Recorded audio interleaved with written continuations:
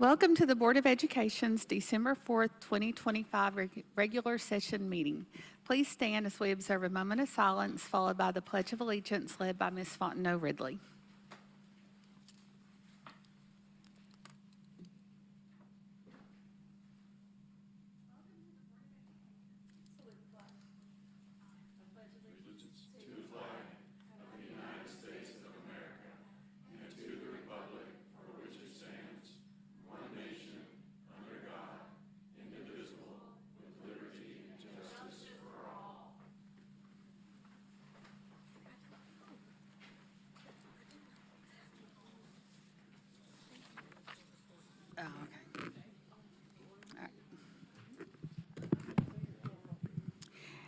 As announced at the work session, the Strategic Plan Committee will meet on Monday, December 8th at 1 p.m. in this boardroom. Just a reminder that our January board meetings will be held the second week of January due to the holidays, with the work session being on Monday, January 5th, and the regular session being on Thursday, January 8th. As Superintendent Riswick noted on Monday, Knox County schools will be closed for winter break starting Monday, December 22nd, through Thursday, January 1st. Teachers will report back to school on Friday, January 2nd for an in-service, and students will be back in the classroom on Monday, January 5th. On behalf of the board, I want to wish all of our students, family, and staff a well-deserved break and a blessed holiday. Just a reminder to all of those in attendance tonight, we are glad you are here.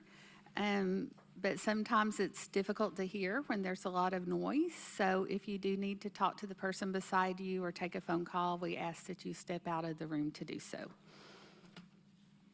Board members, you received an email yesterday regarding consent agenda item 5C3 related to a data sharing agreement with Columbia University regarding science curriculum. The university has requested some small changes to that agreement, so it has been withdrawn for this month and moved to the January agenda. Are there any requested changes to this agenda? Okay, so motion and a second. All in favor say aye. Any opposed? Motion carries. Ms. Coatney? Thank you, Madam Chair. Item 5, consent agenda. Motion by Mr. Triplett, a second by Ms. Templeton. Any discussions? All in favor say aye. Any opposed? Motion carries. 6A, approve first reading of Knox County Board of Education Policy C-180, advertising and solicitation in schools as amended. Motion by Mr. Triplett, a second by Ms. Henderson. Discussion? All in favor say aye. Any opposed? Motion carries. 6B, approve first reading of Knox County Board of Education Policy C-181, political solicitation as amended. Motion by Mr. Triplett, a second by Ms. Henderson. Discussion? All in favor say aye. Any opposed? Motion carries. 6C, approve first reading of Knox County Board of Education Policy D-190, payroll as amended. Motion by Mr. Triplett, a second by Ms. Henderson. Discussion? All in favor say aye. Any opposed? Motion carries. 6D, approve first reading of Knox County Board of Education Policy G-467, paid parental leave as amended. Motion by Mr. Triplett, a second by Ms. Henderson. Discussion? All in favor say aye. Any opposed? Motion carries. 6E, approve first reading of Knox County Board of Education Policy G-500, compensation guides and contracts for support personnel as amended. Motion by Mr. Triplett, a second by Ms. Henderson. Any discussion? All in favor say aye. Any opposed? Motion carries. 6F, approve first reading of Knox County Board of Education Policy G-570, time schedules of classified personnel as amended. A motion by Mr. Triplett, a second by Ms. Templeton. Any discussion? All in favor say aye. Any opposed? Motion carries. 6G, approve first reading of Knox County Board of Education Policy I-350, repeating high school courses as amended.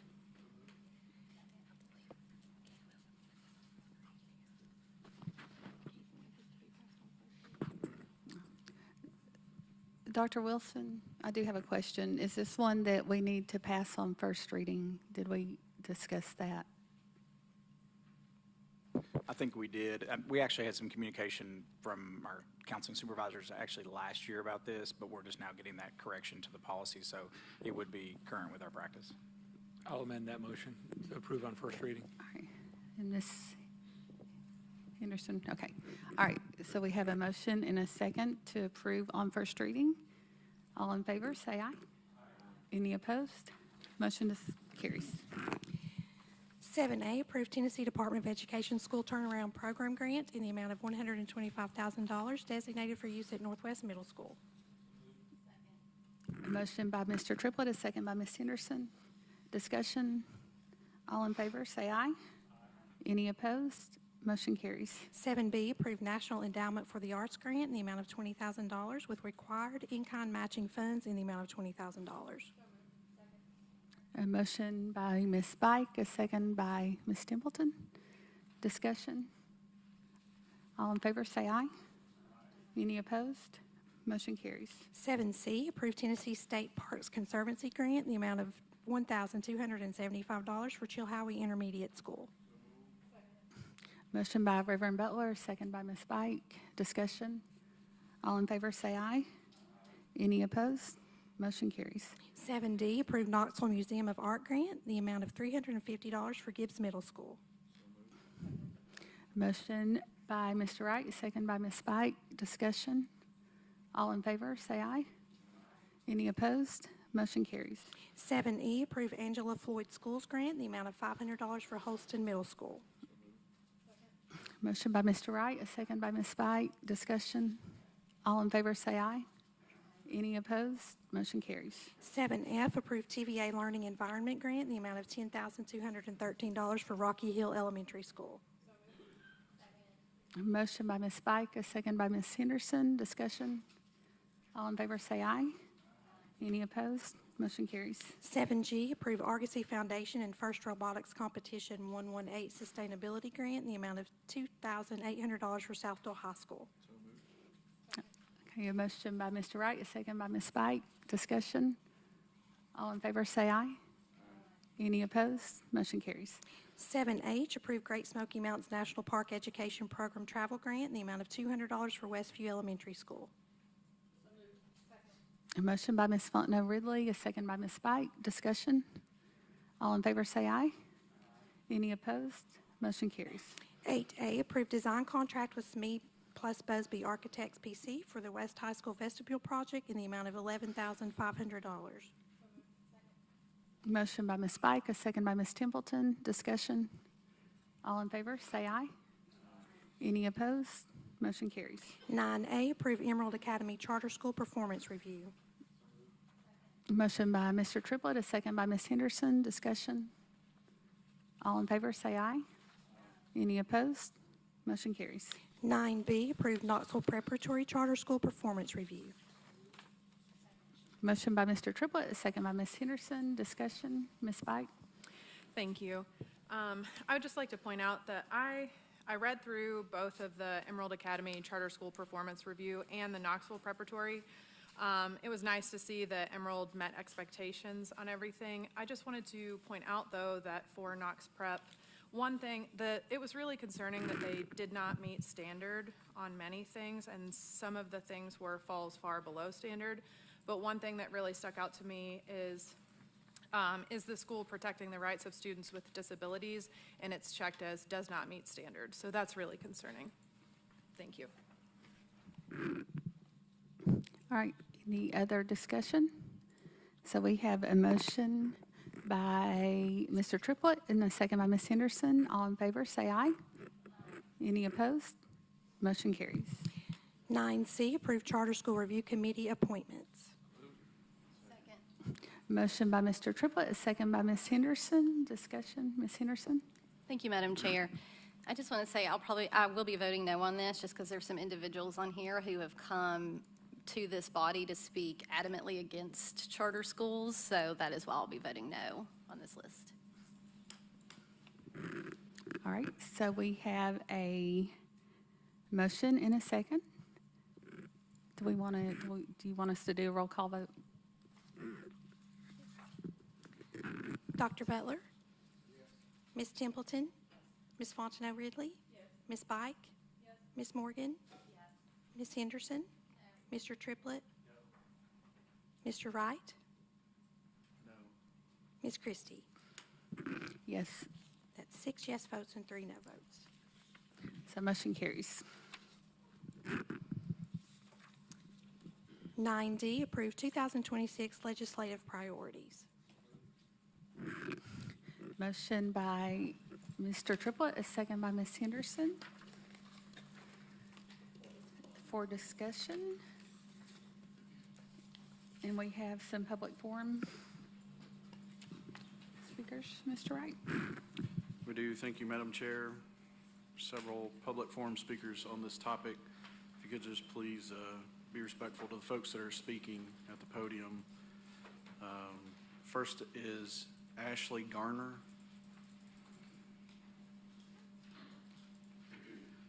Ashley, if you would, please state your name and county of residence. You'll have 3 minutes.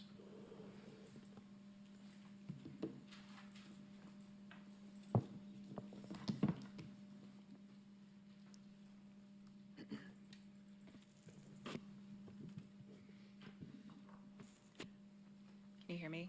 Is this good? Okay. Ashley Garner, and I'm in Knox County. In 1847, Virginia passed a law that prohibited teaching African Americans to read or write, published by imprisonment and fines for any white person caught doing so. In 1892, Richard Henry Pratt used the now well-known phrase to describe his philosophy of assimilation: kill the Indian in him and save the man. The ideas expressed in Pratt's speech were central to the development of residential boarding schools across the United States and Canada. In 1938, the Nazi Ministry for Science and Education issued an order that forbade Jewish children from attending public schools. As a result, Jewish children were forced into separate Jewish-only schools. By 1942, all such schools would be closed. In 1960, Ruby Bridges integrated William Frantz Elementary. Upon her arrival, the student population left, as did all but one teacher. For a year, Ruby attended class alone. Frequently threatened by adults, one woman said she'd poison her, while another held up a black baby doll in a coffin. Ruby's parents were advised to only allow her to eat food brought from home. For her safety, she was also denied outdoor recess. She was only 6 years old. In 1963, in an attempt to keep his promise of segregation now, tomorrow, forever, George Wallace, the governor of Alabama, blocked the door at the University of Alabama, restricting African American students attempting to enter. In response, President JFK federalized the Alabama National Guard, who commanded Wallace to step aside. Looking back, we are or should be appalled by these injustices and the people in power perpetrating them. Denying education to groups deemed other or less than is a slippery slope, and historically it's never the good guys restricting a child's right to an education. Furthermore, in 1982, the Supreme Court case Plyer v. Doe ruled that states cannot constitutionally deny undocumented children a free public K-12 education. However, HB 793 aims to do just that. I'm the parent of a third grader at South Knox Elementary. I'm on the site steering committee, the events and fundraising chair of the PTO, operate the PTO's social media account, and I'm a newly appointed member of the Knox County Schools Region 3 Teacher and Family Council. I'm very involved in SKE and as such feel called to speak on this issue. I know that schools like our own could not recover from, among other things, the devastating cuts in funding this bill would bring. If HB 793 passes, Knox County schools are set to lose $3.8 million of federal funding. These drastic cuts will be simply too much for our already overburdened districts to bear. At present, Tennessee schools rank 38th in the nation for teacher pay and 47th in the nation for dollars spent per child. The loss of federal funding coupled with staffing shortages would quite possibly break a school system already contending with over 1,400 open positions, with over 7,400 positions filled by teachers with emergency credentials. I see how hard the SKE staff work every day to keep up with the essential tasks needed to run a classroom in a school. There are no more hours in the day for them to vet the legal statuses of their charges, especially in a district that struggles to retain teachers as is. Expecting faculty and staff to do more work when the only incentive is keeping children from a free education is a cruel and unusual job ask. I stand here before you tonight as an informed, educated, and concerned parent speaking out on this issue because I believe that education matters no matter the color of one's skin, ethnic background, or legal status. I believe we cannot be a state championing pro-life values while also refusing to educate living children. I urge you to use your platform for good and to speak out against both the moral and economic implications of this bill. The philosopher R.G. Collingwood said, "The only clue to what man can do is what man has done." I implore you to look back on historical events, on the perpetrators of heinous acts, on the men and women we now view as villains, and to not join them on the wrong side of history. Thank you.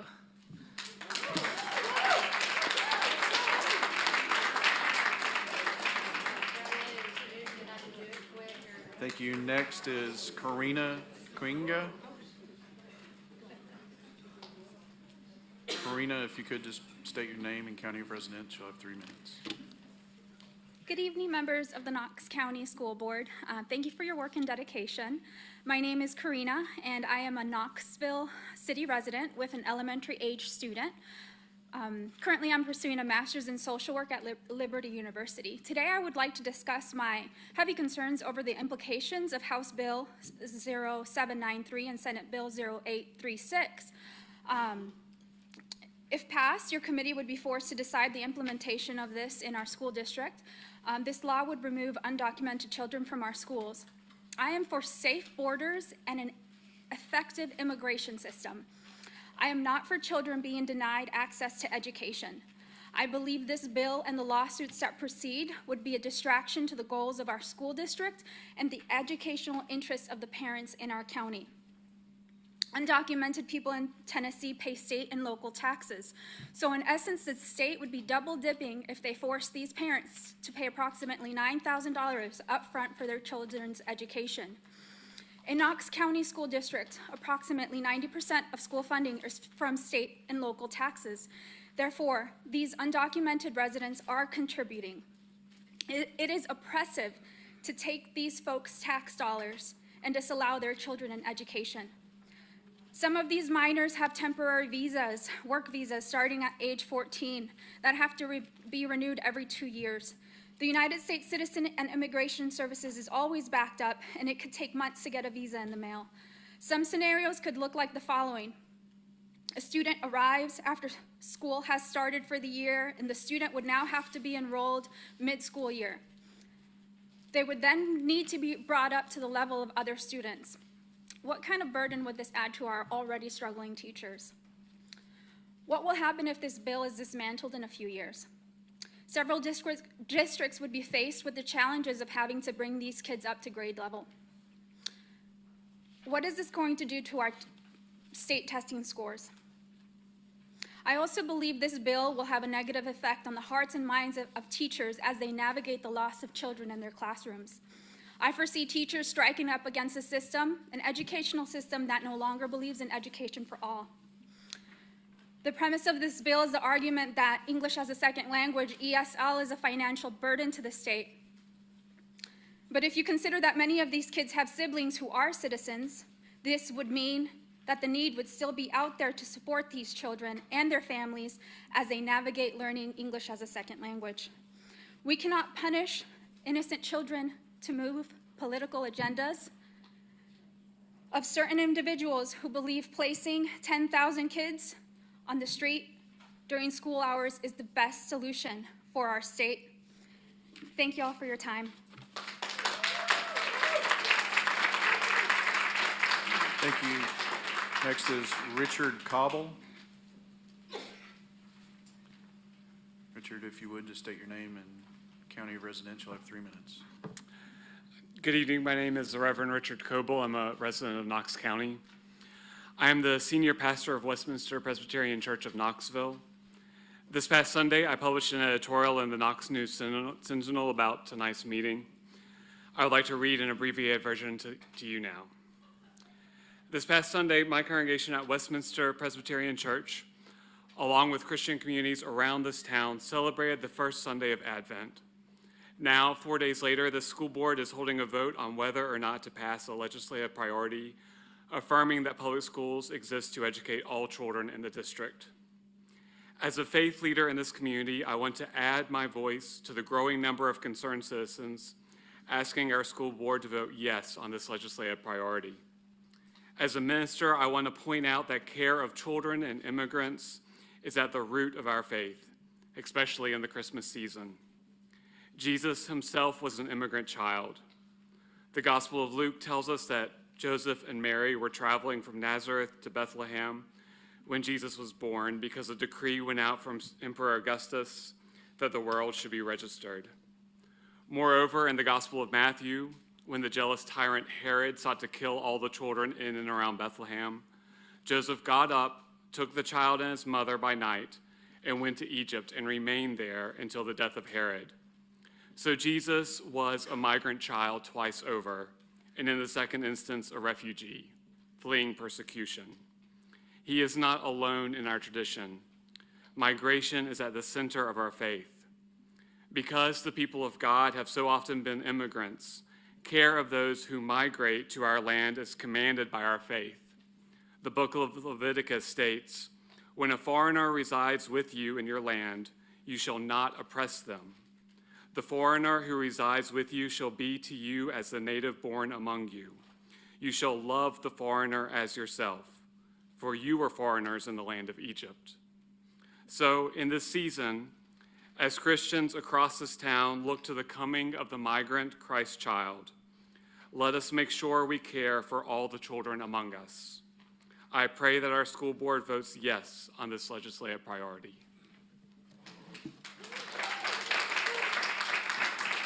Thank you. Next is Minda Papson-Begley. If you would, just state your name and county of residence. You'll have 3 minutes. Hey there. Good evening. Minda Papson-Begley, Knox County School Board, District 1. I want to be transparent from the start.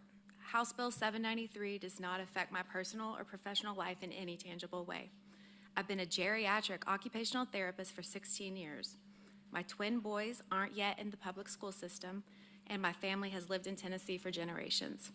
So why am I here?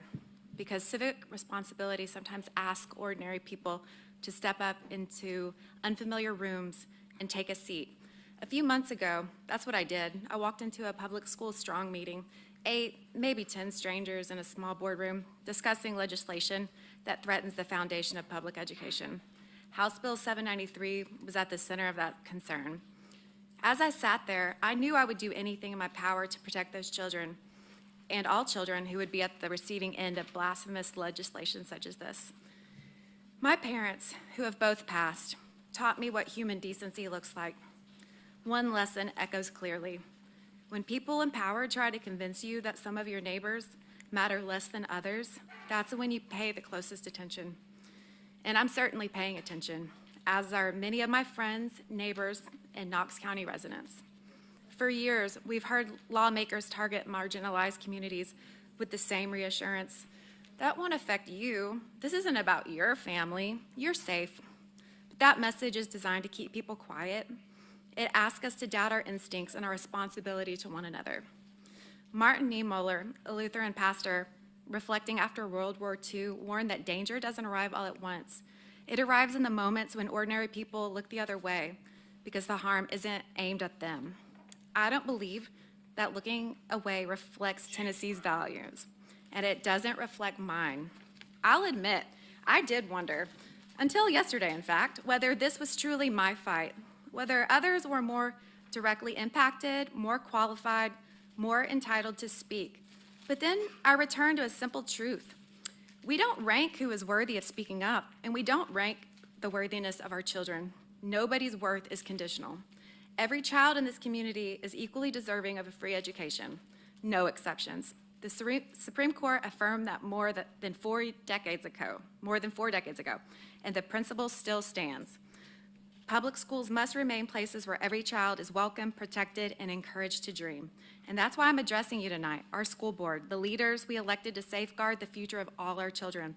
You too once walked in this unfamiliar room, chose to take a seat, and made an oath to protect all Knox County children. And tonight, I'm simply asking you to keep that promise, to reassure every child that their dreams matter, to reassure every family that their child's future matters, to reassure a community that we have not lost our moral compass and will not look the other way. I'm humbly asking you to vote yes on a legislative priority that guarantees free education for all children. Thank you.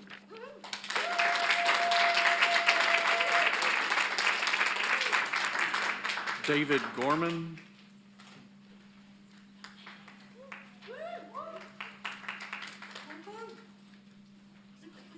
If you would, just state your name and county of residence. It's my favorite thing.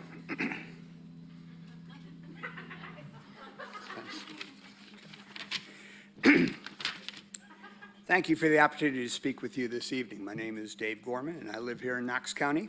I've been teaching science to 7th graders here since 2001. I want to speak tonight a bit about the word legacy. I used to think it meant things like signposts or reminders of a life or career, the evidence of your passage through a job or a community, things like awards or prestige or honors. My understanding has changed over the years, though, and now I understand it more in terms of the effect of your life on the lives of others. As a teacher, I've had daily opportunities to impact a couple of thousand kids in that time, and not just through the science lessons that I teach. I work to help them see the world as just and fair and full of opportunities for success and satisfaction. I want them to see themselves clearly in a healthy, happy future. I want that for all of them. That's not so unusual. In the same way, y'all have chosen to broaden your impact through your chosen vacation, through public service, through your faith or family. These things leave their own legacy in their wake. We're at a challenging time in our country's history, and I find myself constantly thinking about the legacy that we're leaving behind, for folks to dissect and debate as they try to understand what it was like in American society in general, and public schools in particular in this century. Some things, like vouchers, will be hard to explain or justify. I want you to consider the opportunity before you now to leave a legacy of leadership and kindness and compassion and inclusion, and be the kind of school board that stands up and makes clear that you firmly and clearly support the education of all of our students without qualification. I ask that you make a strong statement that lets our community and our state know that the students in Knox County are provided with support and energy and the resources to succeed without exception. You swore an oath, and we have a job to do.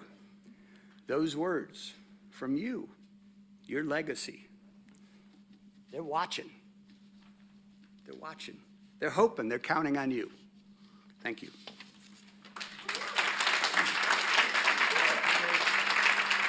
Dwayne Emmert. Dwayne Emmert.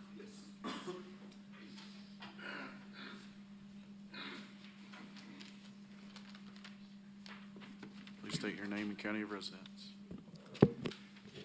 Thank you very much. My name is Dwayne Emmert. I live in District 6. Betsy Henderson is my school board representative, and I'm a retired public school teacher of 39 years.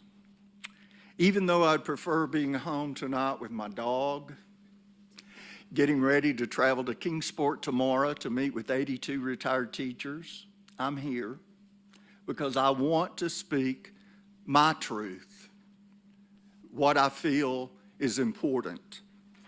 For one, it goes without saying that parents, teachers, students need the backing of their school boards. Secondly, parents, students, and school boards need to acknowledge the critical role teachers play in their classrooms. We build relationships that follow these students for the rest of their lives. And when I taught, I knew some of the relationships, but I didn't know all of them.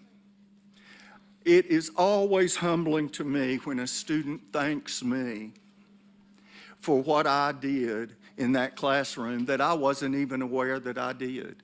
It could be socioeconomic. It could be giving a child $1 for lunch. It could be lots of things teachers do that are not in the job description that makes this bill egregious to me, HB 183.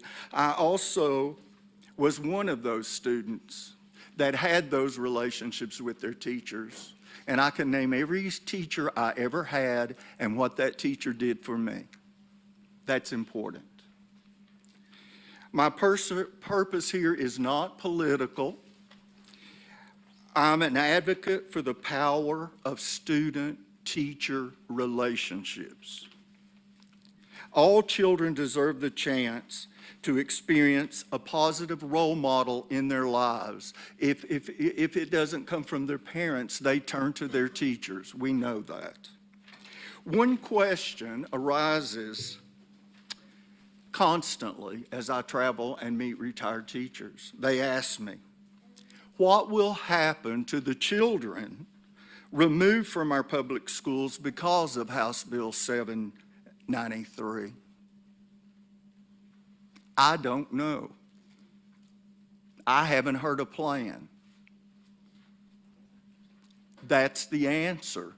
There is no plan. It's just to remove these children from a public classroom, and that is wrong. My God, this is ridiculous that I'm standing here.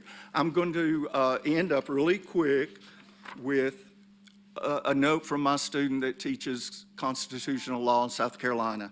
Thanks so much for first inspiring me to think big. You made a huge difference in my Thank you, life. Dwayne. I hope we can stay in touch. And he dedicated this Dwayne. book to the teachers of That's 3 Clinton, minutes. Tennessee. Thank you. Thank you.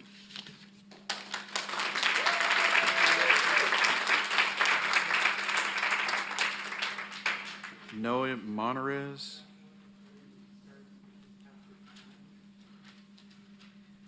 Please state your name and county of residence. You'll have 3 minutes.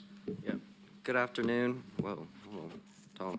Good afternoon. My name is Noé Monares, and I'm a public health educator here in Knox County. Having been born and raised in this community, I've seen firsthand how equitable education transforms lives. When young people of all backgrounds receive the education they deserve, families can envision less stressful futures, teens can dream of meaningful careers, and long-standing cycles of poverty and oppression can finally be disrupted. Although our region has endured decades of underinvestment and persistent health challenges, we've slowly begun regaining stability. Recent improvements in literacy and academic achievement are a tremendous accomplishment, yet significant disparities between student groups remain. Knox County consistently performs slightly better than the state average across educational attainment, reading proficiency, and overall district performance, but slightly better is not enough. Our county is uniquely positioned to uplift the entire region, to pave the way for sustainable success and groundbreaking progress. To do that, we must fully acknowledge education for all as the foundation of community health and prosperity. I'm here today because HB 0793 threatens that foundation. If passed, it will unfairly discriminate against students and widen the educational gaps we have worked so hard to shrink. By pressuring youth to enter the workforce without essential knowledge and skills, this bill would undermine our economy and weaken our community's long-term stability. We would almost certainly see increases in substance misuse, unintended pregnancies, and justice system involvement, issues we already struggle to address. Knox County was recently recognized as an advancing district, rising from among the lowest performing districts in the state in less than 3 years. This progress should be strengthened, not stalled. Ensuring that education remains equitable and accessible is one of the most effective ways to secure economic growth, social cohesion, and overall community well-being. Tonight, we have an opportunity to choose a better path, to reject harmful policy and model what true community care can actually look like. I urge you to protect our future and defend equal access to education for all. Your decision will shape what Knox County represents for generations to come. I ask you to vote yes and pass Legislative Priority 6, free education for all children. Thank you, and I yield the remainder of my time to the chair. Thank you. Eldora Fitzsimmons. If you would please state your name and county of residence. My name is Eldora Fitzsimmons. Just Let me one move it minute. down. Carly, can you adjust the podium down a little Okay, bit? okay. Mr. Gorman's pretty tall, so. I'm obviously not used to microphones. Okay. Am I losing my time? No. Okay. I'm Eldora Fitzsimmons. I live in Knoxville in District 2.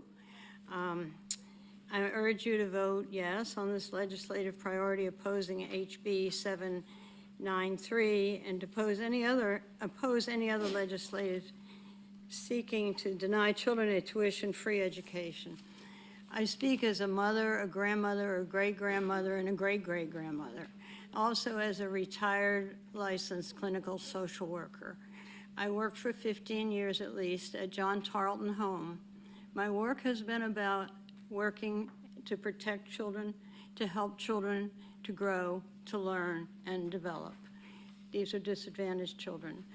It's hard for me to even imagine them any child not having the opportunity to go to school and learn and not be worried about anything except getting along at school with teachers, getting their homework done, and learning and growing.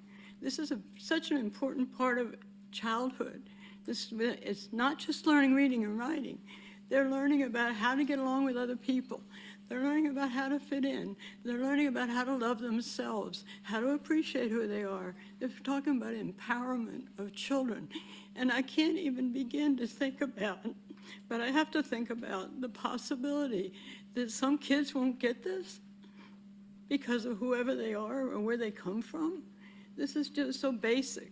It's such a basic part of how we build a better world, and it affects all of us. It'll affect our own children. It'll affect my grandchildren. It'll affect the teachers if this isn't taken care of now. So again, I urge you to vote yes on the legislative priority which opposes HB 793, and to make sure that all kids get a chance to learn and grow. Thank you. Thank you.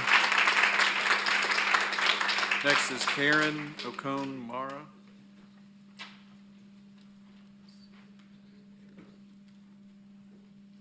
Please state your name and county of residence.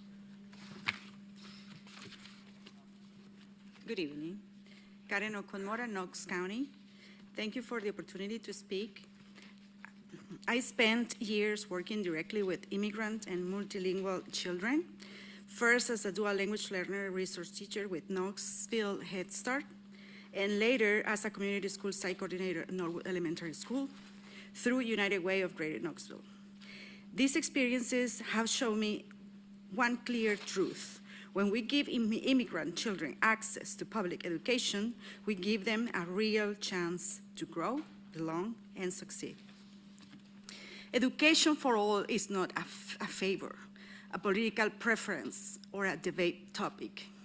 It is a constitutional duty and the engine that moves our country forward. Before Brown v. Board of Education, Sylvia Mendez, a young Mexican-American girl, changed U.S. history when her family won the case ending school segregation in California. That victory proved something fundamental.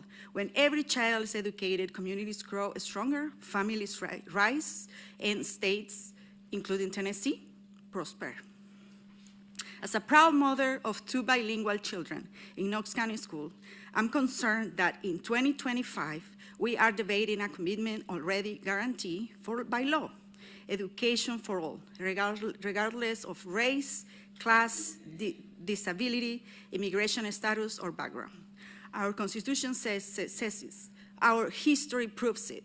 Our values demand it. This nation thrives because immigrants, Latinos, Black, Indigenous, and diverse families contribute to our science, art, economy, and public service. Students who were once marginalized have become scholars, innovators, educators, and leaders because someone believed they deserve a classroom. We must ask ourselves, what message we send if adults hesitate to uphold protection that allow children to learn safely and with dignity? Children imitate what we model. They deserve leaders who stand steady and leaders who bend to fear or division. We cannot revisit battles already won. Instead, let's invest in what matters: a stronger classroom, better teacher support, family engagement, and preparing every student in Tennessee for a future that requires empathy, collaboration, and critical thinking. Stronger communities in Tennessee and across the nation grow when every child is supported, believed in, and encouraged to reach their full potential. Thank you for choosing equity, community, and the success of every child as our guiding vision. Thank you.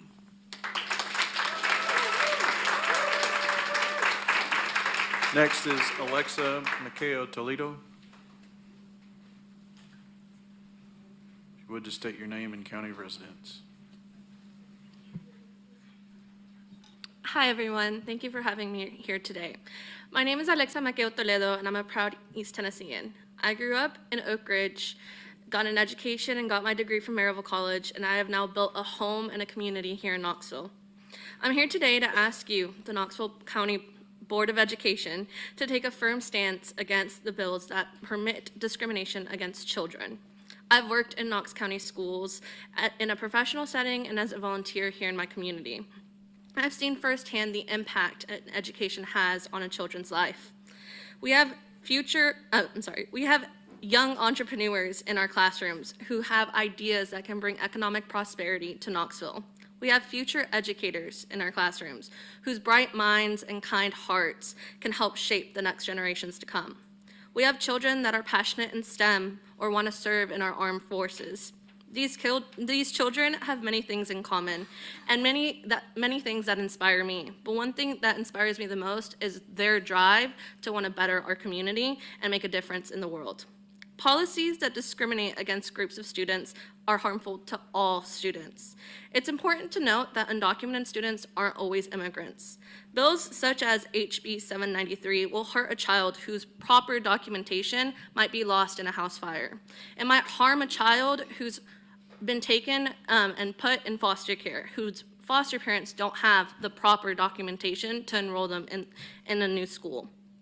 Our schools should be a safe space for children to learn and figure out who they want to be when they grow up, not a place where their friends and their classmates are denied entry.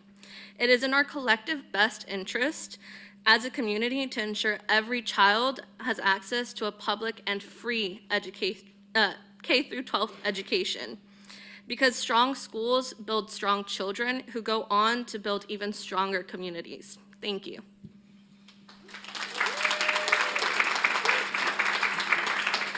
Rosemary Paz.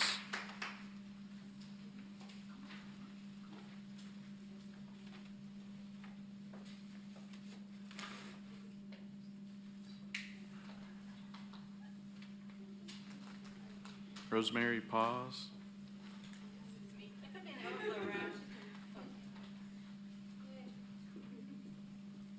Please state your name and county of residence. You'll have 3 minutes. Hey y'all, my name is Rosemary Paz, and I'm from Knoxville. I don't have a paragraph because I wasn't prepared for this, but I just want to say that thanks for the public schools. I am who I am today, and I really appreciate you all for having these conversations with the young people where you all allow immigrant students to be in the school. I'm very nervous, but I just want to say that thanks to my teachers, I still the person who I am. I'm going to church, and I do a lot of community work. And I say to you all that all immigrant students, we work so hard to prepare ourselves and be a better person. And since I came here, I contribute a lot to this state and to my community, even to my neighbors.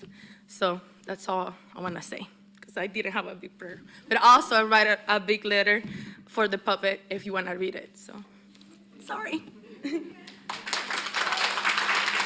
Thank you. Maddie Casey.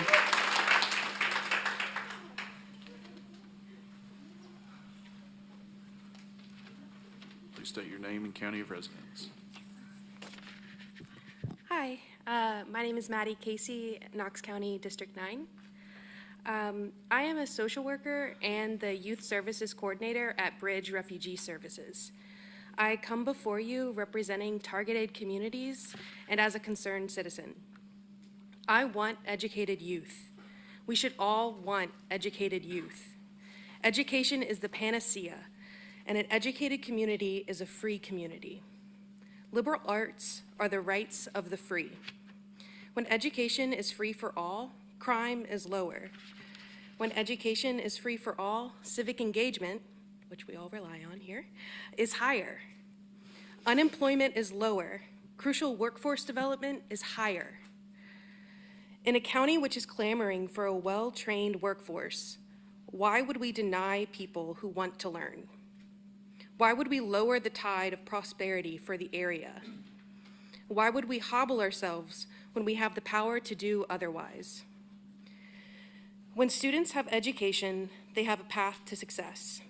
Consider the Knox County Schools' own 865 academies and the natural pipeline to the START Center, where much-needed trades offer stable jobs. When students succeed from schools nourishing and nurturing, so can parents. When parents succeed, so too can employers. Indeed, when students succeed, humanity succeeds. Right now, you, our lovely school board, has the chance to step away from a very slippery slope. The proposed House Bill 793 may not be all-inclusive in its targeting, but its insidious language threatens us all.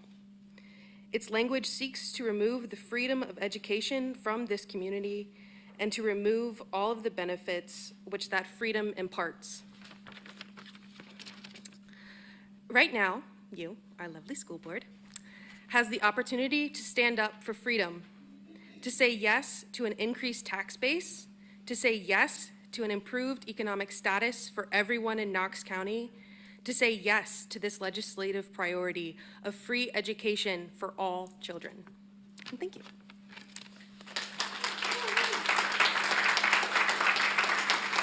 Next is Bill Sofield.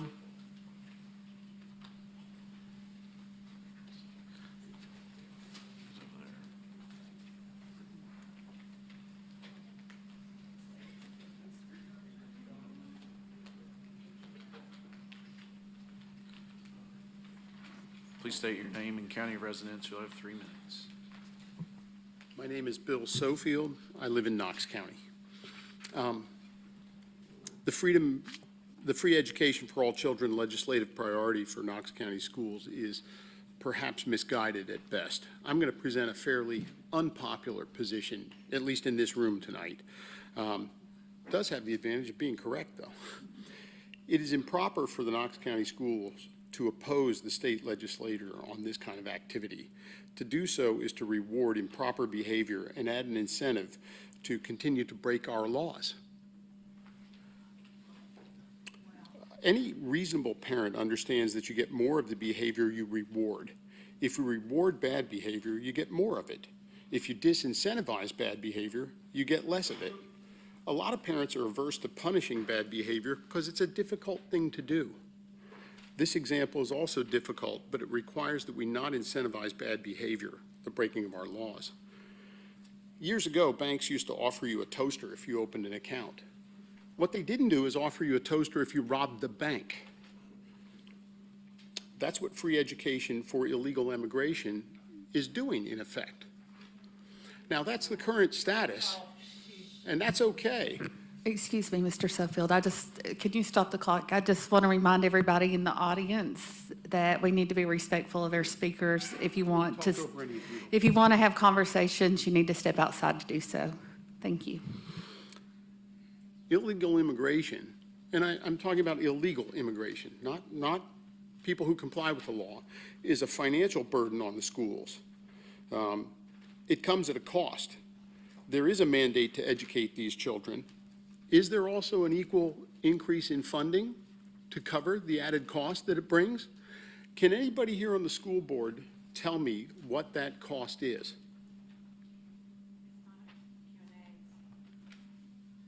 Nobody here can tell me what that cost is either. You as the school board are responsible for stewarding and managing tax dollars of your constituents well, and this is an egregious example of failing to do that. If you support the subsidization of illegal behavior, that's your choice, but that's not your option to use tax money to do it. If you want to support that, go ahead. Get your wallet out and write the checks. But you can't take, that's your money to do with as you please, but tax revenues are not. You owe the voters of Knox County the most judicious and responsible use of their money possible. Rewarding illegal activity is not it. You may try to stand behind the wording of all children, but that's a fairly vague reference. I doubt the original intent was for illegal activity. But if it was, the best way to resolve that is to let the legislature pass 793. It'll surely go right to a judicial review, and we'll get a fairly detailed legal examination of it, and then we'll understand all the terms. This is a hugely emotional issue. No one doubts the feelings that are being expressed here tonight. However, a charged emotional state is not what we rely on for good policy. Policy should be decided by impartial, rational positions that promotes the best plans. Thank you. You can talk over me. Thank you.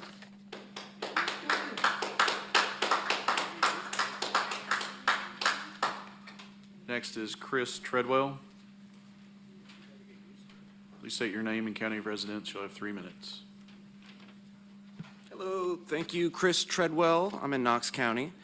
All right, so these bills, Tennessee State Bill 836 and House Bill 793, does not require schools to track immigration status nor keep records or report these illegals to authorities. Schools can choose to ignore this bill altogether if they want. This bill is intended to empower small schools, like charter schools, to have the ability to prioritize their native population's education. Any school can check. Hey, I'm kick 'em sorry, out. can you stop the clock again? We are not going to have the interruptions, so you can leave or we can have you escorted out, but you have to be respectful of everyone. Everyone here, regardless of side, gets the same equal 3 minutes, so please be respectful of that. Thank you. That's the second time that person said something. They told the previous speaker to go kill themselves. Just saying.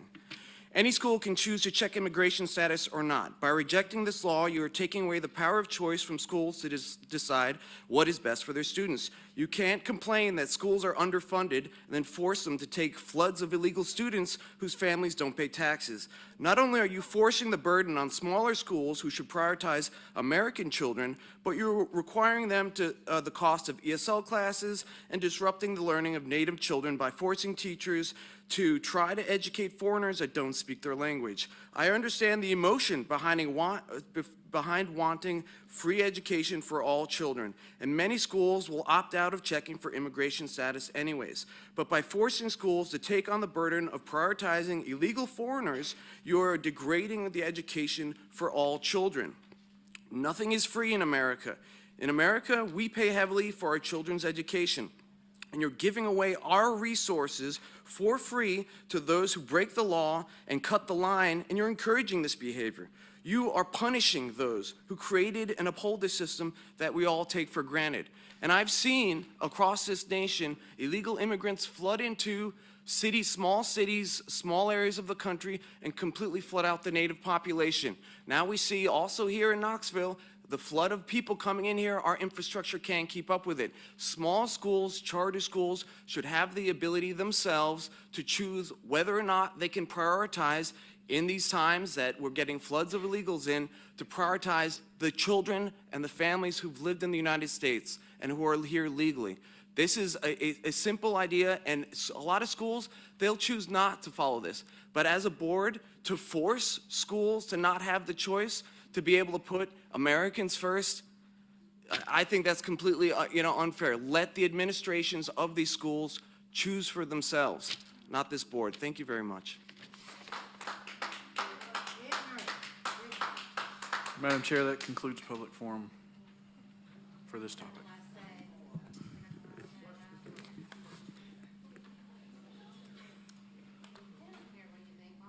Okay, so I'm going to ask one more time to not have any interruptions from the audience, and I'm going to ask our security in the back, if it continues, if you will please help us escort people out if they are disruptive.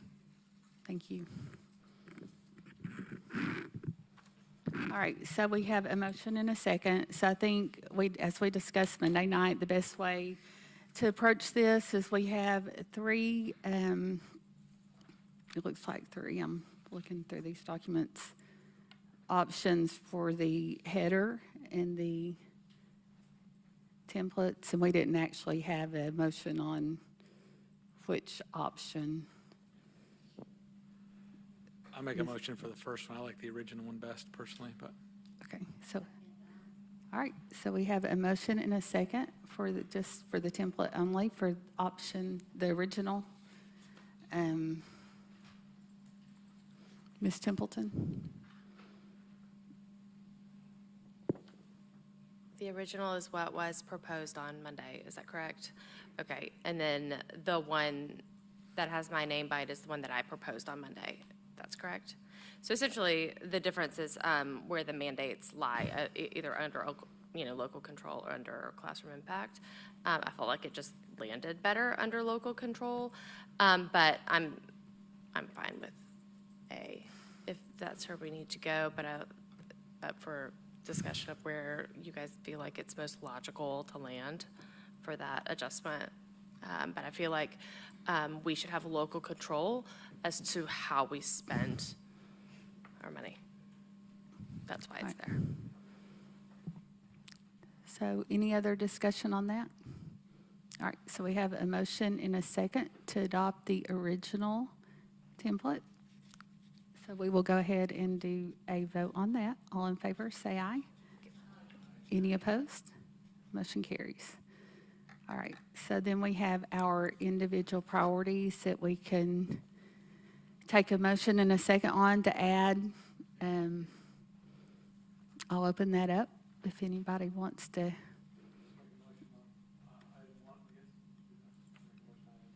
For funding for preschool students in the TISA funding formula.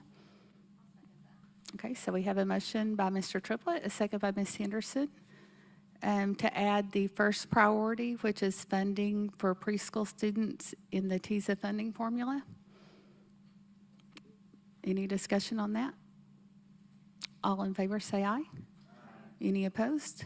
Okay, motion carries. So next up on this list is the ability to conduct lotteries for educational purposes. Do we have a motion and a second? Okay, so a motion by Mr. Triplett, a second by Mr. Wright. Discussion on that one? All in favor, say aye. Any opposed? Motion carries.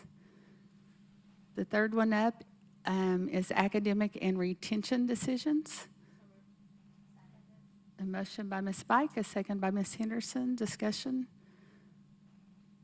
All in favor, say aye. Any opposed? Motion carries. Number 4 on the list, teacher evaluation. A motion by Reverend Butler, a second by Ms. Templeton. Discussion? All in favor, say aye. Any opposed? Motion carries. The 5th one, stabilize federal funding. A motion by Ms. Spike, a second by Ms. Templeton. Discussion? All in favor, say aye. Any opposed? All right, motion carries. And then the next one, we have the free education for all children. And I'm looking at the revised one on the list. So a motion by Dr. Butler and a second by Ms. Spike. Discussion on this one?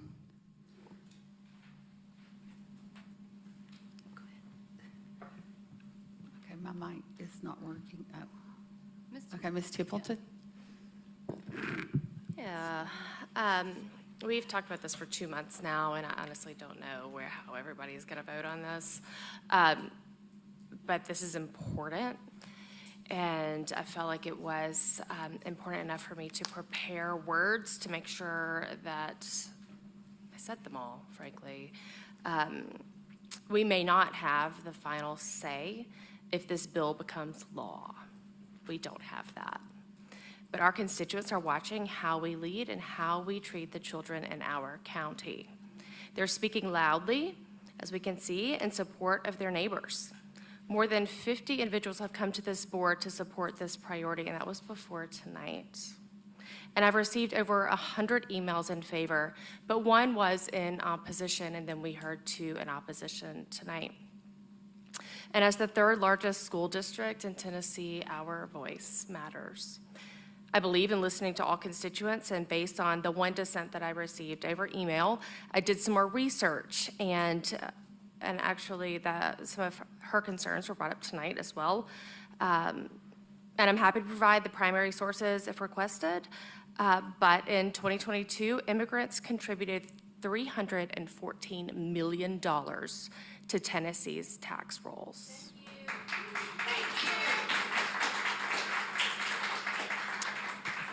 Undocumented immigrants contribute roughly an average of 28% of their income in local, federal, and state taxes.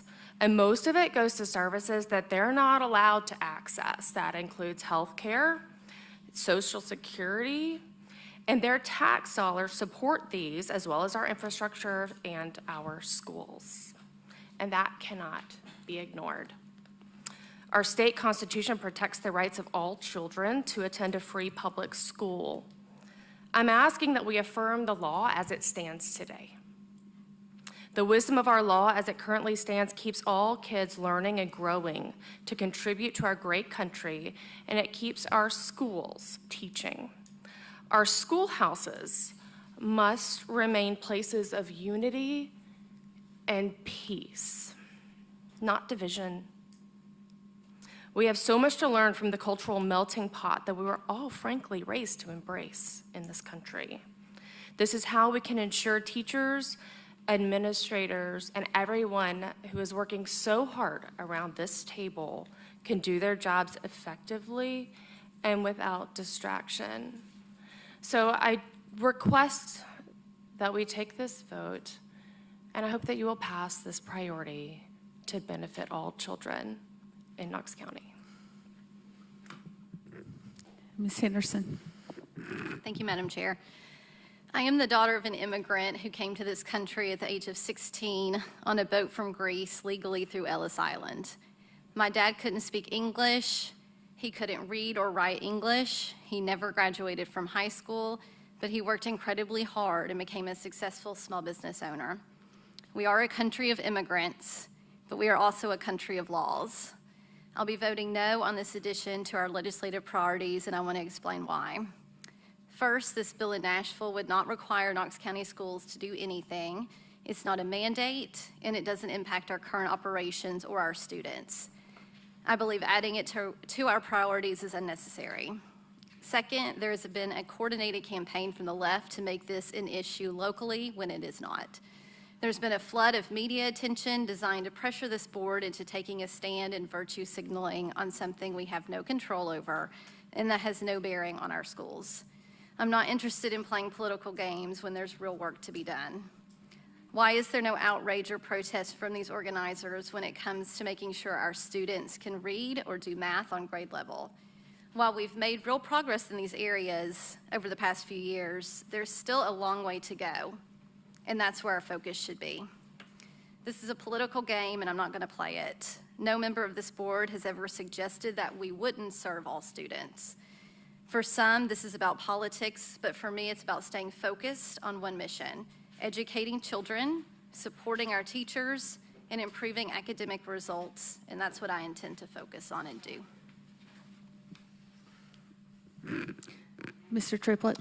Yeah, thank you. I understand Ms. Henderson's reflections on this and understand her perspective on that. I don't normally watch the news ever, actually, but my understanding is this is per usual. The media has made this out to be a much larger issue, I think, than it needs to be. There's some talk about this being sort of a referendum on the state legislature, like we're pushing back against the state legislator. And the current bill, as proposed, does give that local control, which is what we asked for. Our choice, our freedom to make that decision. So if this was a priority that said I'm against that bill, I don't know that I'm against that bill, because I do support the freedom that it gives to whatever local school district. I would appreciate the freedom to make that choice. So I'm not against that portion of that. Like, let's just let the local school board, local schools make those decisions. So it's not really a referendum on the state. It's also not a referendum about immigration in general.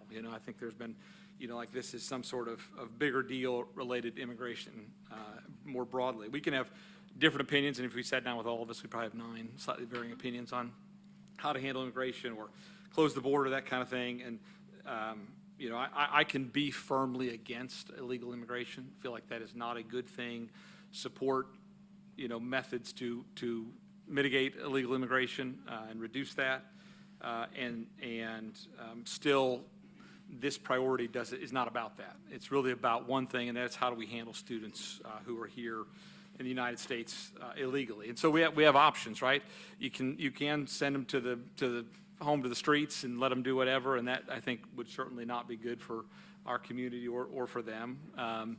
We could, send them back to their home country, but we don't have, this board obviously does not have authority there.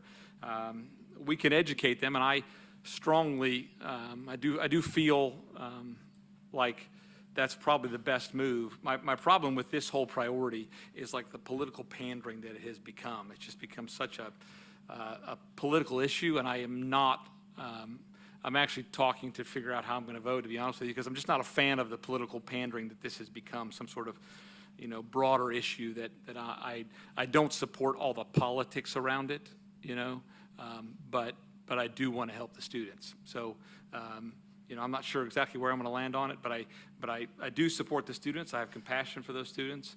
I'm not sure leaving them to roam the streets, if you want to call it that, is a good option. But I'm also not in favor of all of this sort of nonsense that this has created to a board that has no power and very minimal impact on how this will play out. Ms. Morgan? Thank you. Like Ms. Templeton, I have thought a lot about this and also made some notes because I wanted to make sure I was not rambling. We have many students in Knox County, including a significant number in District 5, the district I represent, whose families have immigrated here to the United States. They have done so legally. I appreciate that these families have chosen to make their home in our community, and I value the contributions they make as they work in a wide variety of professions, including science and engineering and higher education. We have so many families in Farragut in the West Knoxville area whose parents are working in Oak Ridge or here for their work or their further learning at UT. I love having them a part of our community. I love that these students are here. They're thriving alongside their peers, and I'm grateful for the richness that they bring to our schools. I love walking the halls of Farragut and seeing how diverse it is, and I would love to invite any of you to come visit sometime because I think you'll be surprised to see how incredibly diverse our schools are in Farragut. We have so much of the world represented there. It's amazing. While I certainly don't support removing any child from our classrooms, and as some have suggested that would happen, that is not what this bill is asking for. This bill is not asking for the schools to become a removal ground. I'm sorry, Ms. Morgan. I'm going to have to ask security to remove people that interrupt because it's kind of getting a little bit out of hand here. It's really hard for us to hear each other with noise coming from out there, and it's very distracting.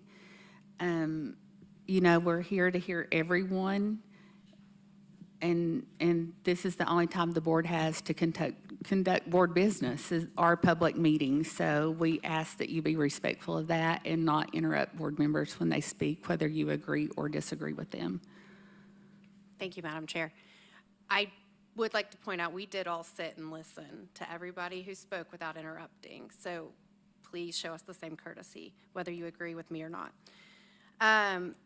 So this bill is not asking for students to be removed from school in that nature necessarily. In fact, as Mr. Triplett stated, it gives a lot of control, and Ms. Henderson stated, by saying may rather than must at the local level. And here at Knox County Schools, I'm very proud that we don't ask for that information right now. I'm glad that we don't.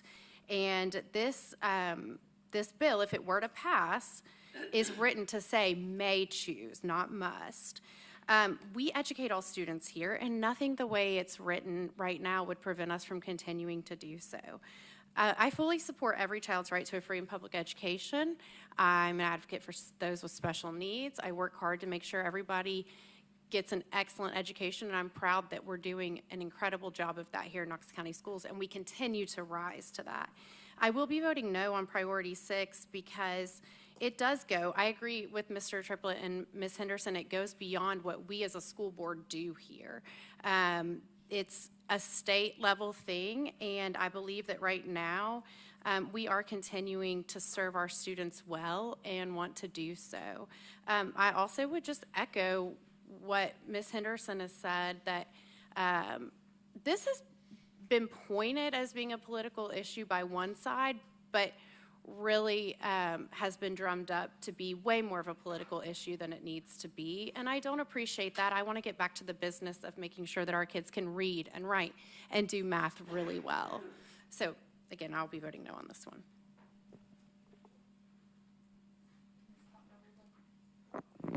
Thank you. I have a couple of things that I want to say.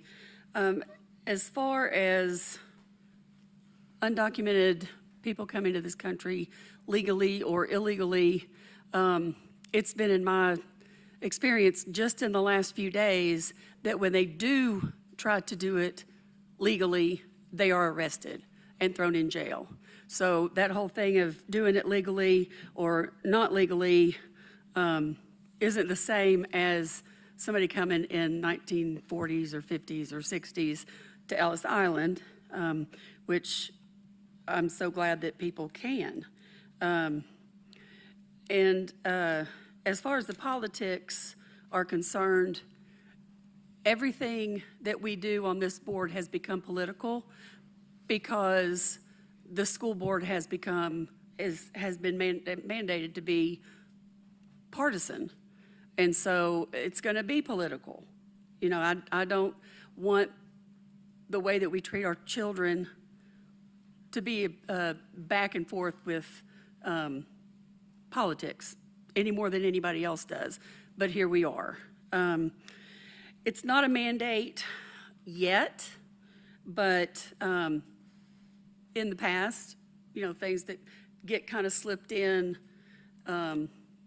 one way tend to become a mandate. And it's a slippery slope when we don't make it clear what we stand for.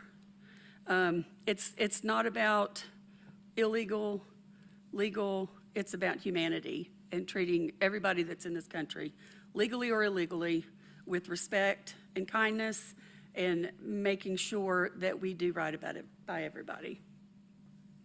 I'll be voting yes. Dr. Butler. Thank you, Madam Chair. I do not disagree with anyone because they've made their own personal statements.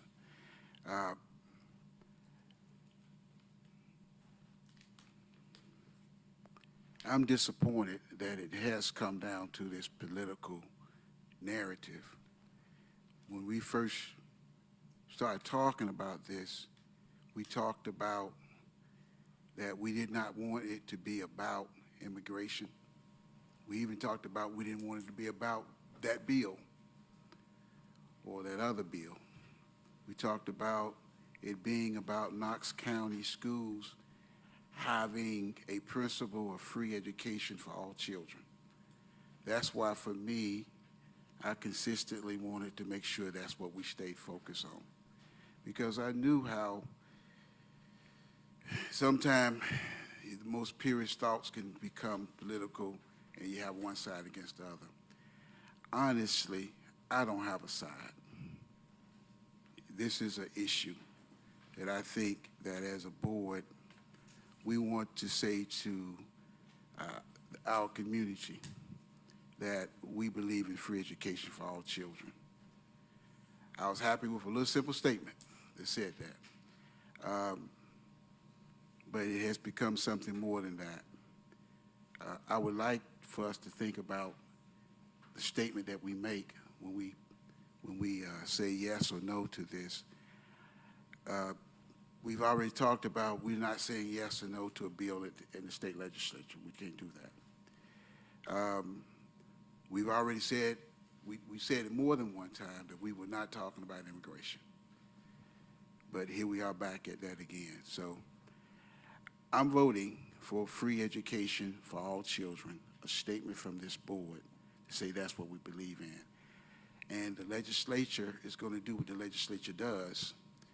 But I think us making that statement to our community, and we've had people who came who could be looked at as possibly being someone who would be really concerned about it. And we had those who came and said they're not personally or directly affected. So our community has really spoken out strong and hard that this is what they would like for us to do. So I beseech ye, brothers and sisters, to really think about what we're saying here. It doesn't have to be political. And I'm saying I refuse to let it be political. But I like yourselves, I'm sharing my personal view. And so I respect your personal view because it's yours and you have a right to make it. Thank you. Ms. Spike? Thank you.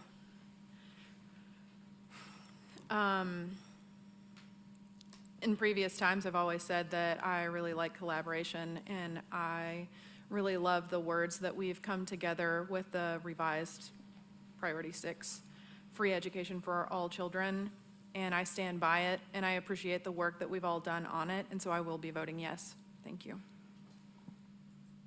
All right. Thank you, Madam Chair. For me, when I'm thinking about this, obviously my job is to communicate with the students and communicate their issues with the board. But the other part of that job is to communicate to the students about what the board decides. Right now, I'm having a hard time kind of wrapping my head around what I'm going to tell my peers, what I'm going to tell their younger siblings about if this isn't affirmed. I know that Knox County doesn't have the power to do anything related to the larger issues at stake here, but what we can do is make a statement, and I think for a lot of kids that will be really powerful, especially since for the younger students in our district, politics doesn't mean much to them. There's not red and blue kids in elementary school and in middle school, but if this is voted no on, what they will know about is that we weren't able to affirm this. They don't know what's going on in the state legislature, but they know what's being said about them and their students and their peers. And just for me, we've had the privilege of listening to so much of our young students come in. And so, if I had a vote, I don't, but it would be easy because my job's been made easy with all the people showing up here because I don't have to voice their concerns when they're here voicing their concerns for me. And I just don't think with all the support we've seen and the message that we could be sending, that this is the time to be a bystander and not do something to defend what needs to be said.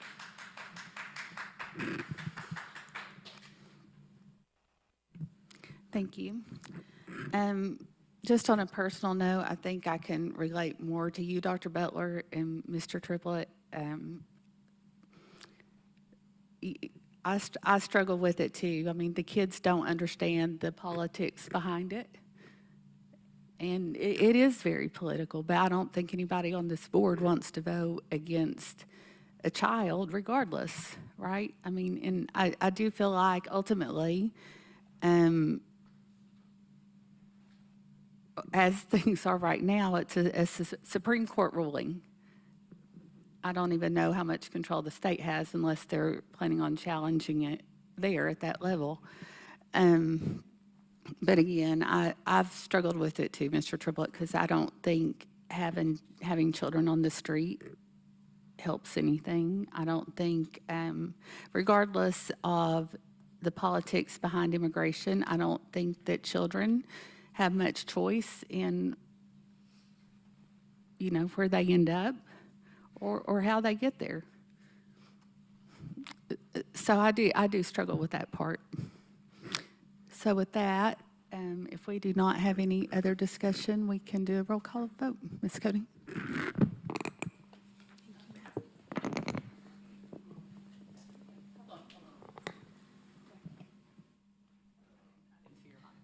Thank you, Madam Chair. No, I'm going to echo Mr. Triplett's sentiment on, I feel like this is kind of something that's taken on a mind of its own. I do agree with Reverend Butler on his point as well, and I agree with you on what you said. One thing I would like to reiterate to everyone as far as the Senate bill goes that did pass, 2 of the 3 senators from this district voted no on that. So I think back to what you say, and the folks that I've heard from, and this is a tough one, I'll say that. All right, anyone else? Ms. Courtney? Dr. Butler? Yes. Ms. Templeton? Yes. Ms. Fontenot Ridley? Yes. Ms. Bike? Yes. Ms. Morgan? No. Ms. Henderson? No. Mr. Triplett? No. Mr. Wright? Pass. Ms. Christie? I'll pass. Mr. Wright, would you like to change your pass vote? Yes. Ms. Christie, would you like to change your pass vote? Yes. That is 6 yes votes and 3 no votes.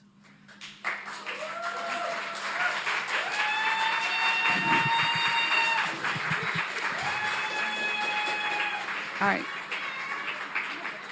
Well, we're not done. We still have another one left here. My computer timed out. On legislative, was there another item? My computer's. Okay, so legislative priority 7, community schools.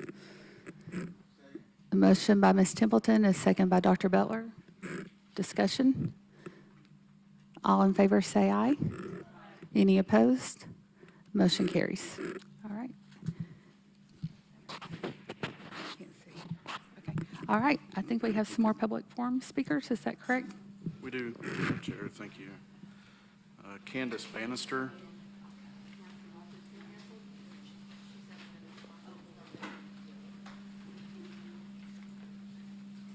Please state your name and county of residence. You'll have 3 minutes. Thanks. Candace Bannister, Knox County resident. Last month after I spoke, someone in the audience came to speak to me. He told me he had been hearing me speak for a few months, and he asked me when Will had taken his life. Then he said he wondered if it was time for me to forgive this person who did this and maybe stop speaking.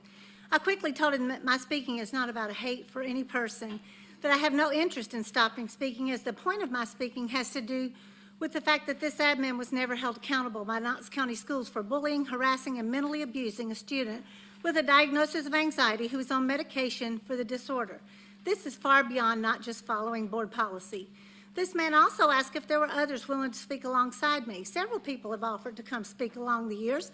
Some have even said they wish that they felt like they could come speak but have concerns about retaliation. 3 things here. I don't need other people to tell my story. Secondly, I cannot blame a person who is still employed for Knox County Schools for having concerns regarding retaliations for speaking up.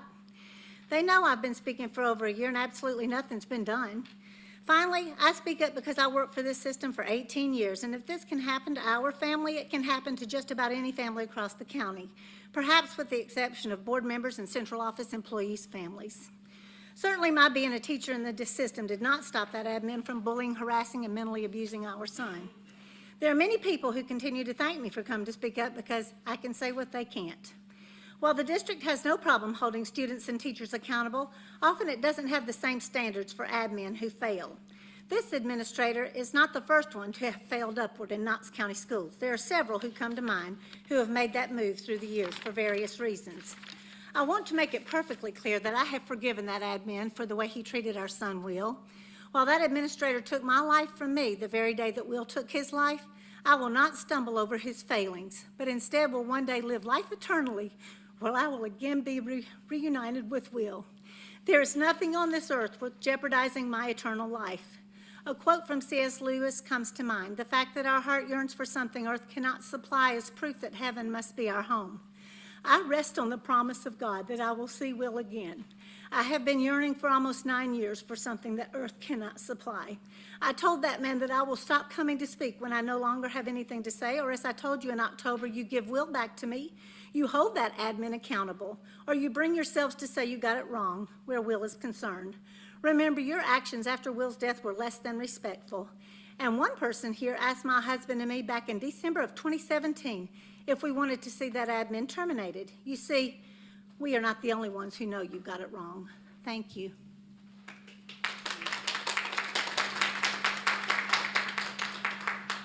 Julie Leinonen.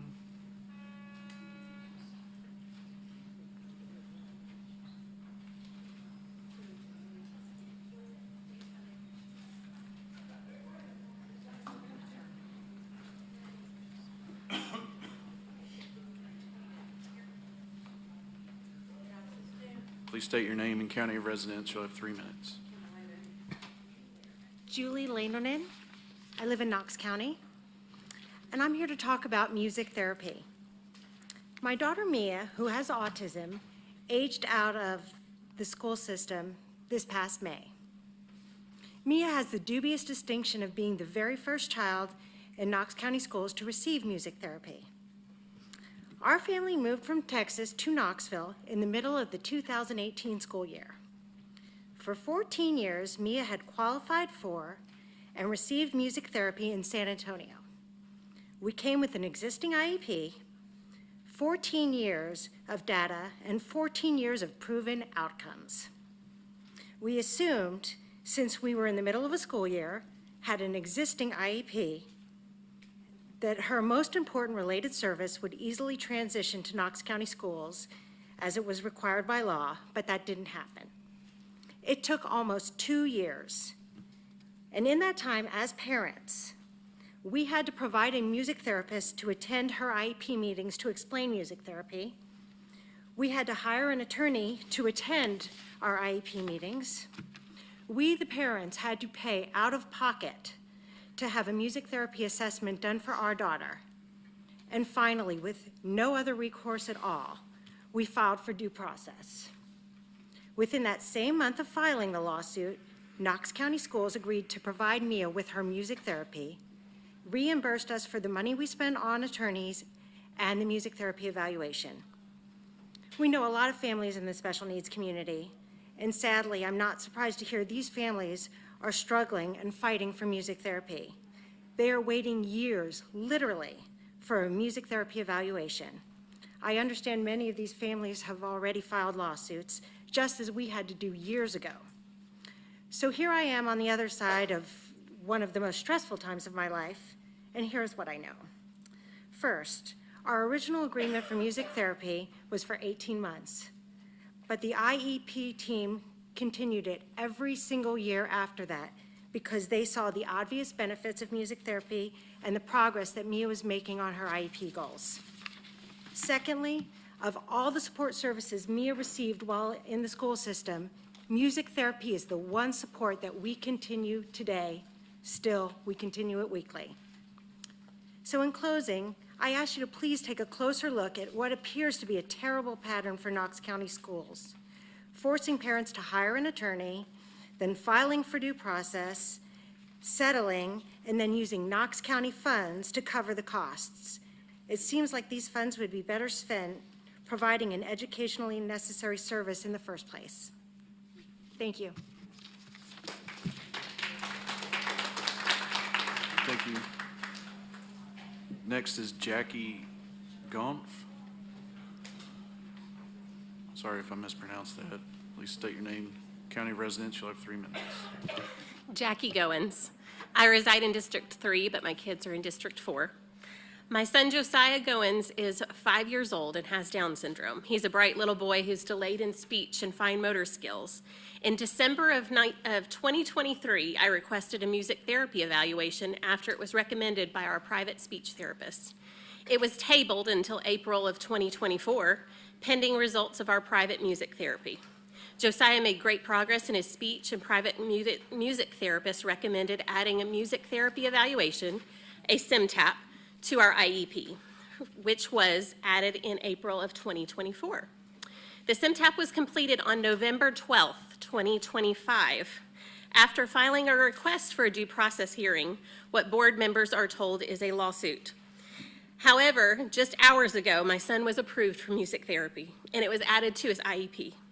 Why is it that up until today, parents who I know are being told that the decision to add music therapy has to go outside the IEP team to someone higher up in the KCS special education team, or that as long as their child is making progress, music therapy isn't necessary? My son has always made progress, and our IEP team was our standard school team. Music therapy will be used to help him make even more progress towards kindergarten. You see, I have my doctorate in physical therapy. I'm a professional that has practiced in my field for many years. I even did a clinical rotation in Knox County schools. As a physical therapist, I have never heard of an IEP refuse physical therapy treatment. when an evaluation shows it's necessary. The same goes for OT, the same goes for speech. We have a trained eye to spot issues that the untrained eye may not see. Then we diagnose them and we prescribe treatments. It's the same for a music therapist. They are a professional in their field. They see an educational-related difficulties that the student is having, and they prescribe ways of using music to address those difficulties with a treatment plan. But Knox County is letting untrained people in music therapy or an IEP team who's untrained or a special education supervisor say it's unnecessary, overriding the professional in the field. If this is the case, you are leaving parents no choice but to pursue a lawsuit when it would be cheaper and better for the student to hire a music therapist for Knox County schools. Thank you.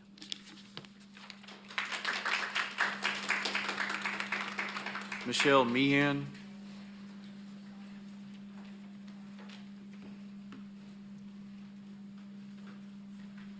Please state your name and county of residence. Hi, my name is Michelle Meehan. I'm a Knox County resident, and my son receives special education services in Knox County schools. He's a 4th grader at Hardin Valley Elementary School. Almost 2 years ago, back in February 2024, my son's IEP team determined that a special education music therapy assessment process, commonly known as a SEMTAP, was necessary to see if music therapy as a related service could support his educational programming. We waited a very long time, and finally at the end of October, the SEMTAP was completed. In line with music therapy best practices, the music therapist who conducted the SEMTAP would not be the one providing the services if the service was determined necessary. The recommendation by the music therapist was that my son should receive music therapy 40 times a year for 30-minute sessions. At our IEP meeting 2 weeks ago, to review the SEMTAP, we weren't given proper notification and were surprised that it was only scheduled for 30 minutes. This wasn't just about quickly reviewing a recommendation. We needed adequate time to thoroughly go over the professional SEMTAP, discuss its findings, and have a full conversation about whether Max needed a related service like music therapy. At the end of the 30-minute meeting, the school denied the professional recommendation, stating, related services are not required if a student is not making progress. This was alarming, and it was contradictory, because Max has always made progress, yet they still found it necessary to approve the SEMTAP. He's always received speech and occupational therapy as a related service while making progress. This statement has a huge implication on his past and his future programming. After the meeting, I reached out to the Tennessee Department of Education, and they confirmed that a student may be making progress but still require related services. So my question to you board members is, why is Knox County Schools moving the goalposts for related services when it comes to music therapy? Thank you.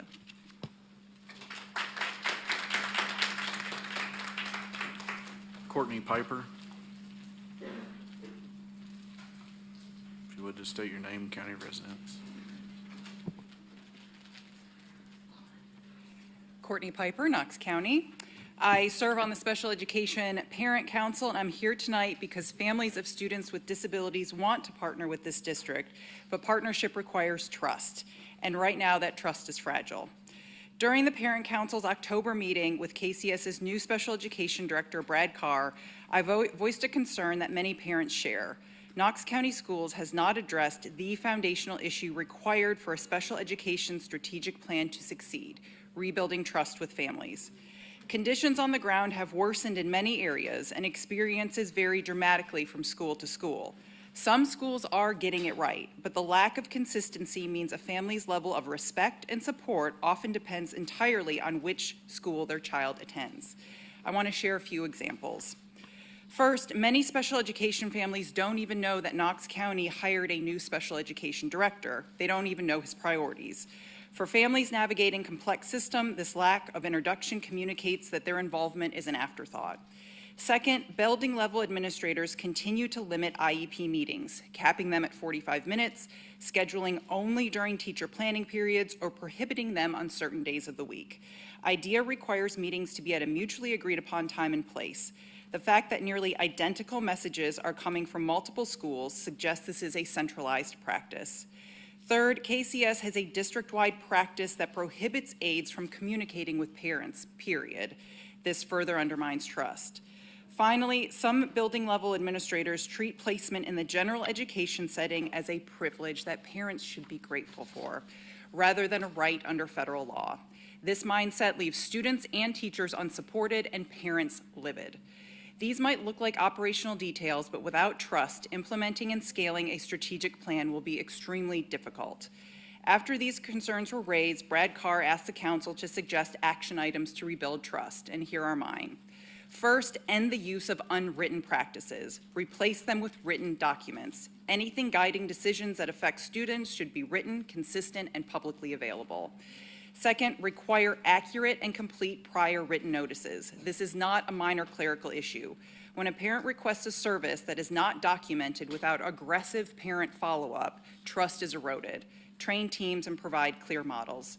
Third, empower IEP teams to proactively suggest supports, services, and evaluations without waiting for parents to use the exact right jargon.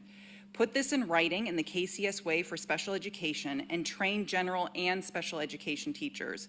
Communicate to your employees this is a skill the district values and support them. Thank you for the opportunity to serve and for your commitment to getting this right for every student.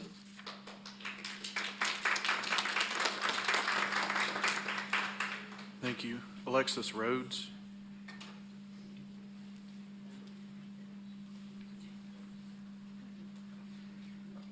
Please state your name and county of residence. Hello, my name is Alexis Rhodes. I live in Knox County. Recently, I contacted you all about the transparency in the policy review process. I appreciate that you acknowledge that the district's non-compliance with the Tennessee Open Meetings Act and that we've reached an understanding that the bare minimum of the law is not optional. KCS SPED families are also fighting for the bare minimum before we even sit down at the IEP table. So what is this bare minimum? Scheduling a meeting time that's mutually agreed upon, meaningful parental participation, and an IEP meeting long enough to be significant. Yet an increasing number of KCS schools are not meeting even these basic requirements in systemic fashion. One recent example, a parent requested an IEP meeting and provided wide availability. Monday through Friday, 8:30 to 3:30. Her case manager offered a meeting 6 weeks out at 8 a.m. Refusing any time outside of the teacher planning period and said that the only alternative was a 15-minute slot from 8:30 to 8:45 if the parent wanted to attend at all. That is not meaningful participation, and that is not mutually agreed, and it does not satisfy the IDEA's requirement for reasonable efforts to involve the parent. Even when parents do secure a meeting time, then they're confronted with the district-wide 45-minute default. 45 minutes is not enough time to review data, present levels, goals, services, accommodations, and parent concerns. It's barely enough time to review the present levels. And if a parent chooses to review their procedural safeguards, which is another right of theirs, that meeting is now effectively dropping to 30 minutes long. I recently attended a meeting where a parent had to stop present level review to address the concern that she called the IEP meeting for, because KCS gave their 5-minute warning. She presented data. The team claimed that they didn't have the data. We reminded KCS that parent data is data. And then the administrator ended the meeting because the 45 minutes were up, even though they started the meeting 10 minutes late. When I asked KCS to issue a prior written notice documenting the denial, the response was, we can't make a decision because we've run out of time. No decision is a decision. And that parent was denied a significant IEP meeting because of arbitrary time limits that violate IDEA's most basic protections. This is not about what parents prefer. This is about what the district is legally obligated to provide. And tonight, I ask the board to honor your own resolution, a resolution many families feel is long forgotten. I ask you to bring the policy changes necessary to ensure that KCS meets its most basic obligations in the IEP process. I'm asking you to ensure that those policy changes are made in full compliance with the Tennessee Open Meetings Act, and I ask you to uphold the bare minimum and finally begin building the model district you promised 2 years ago. Thank you.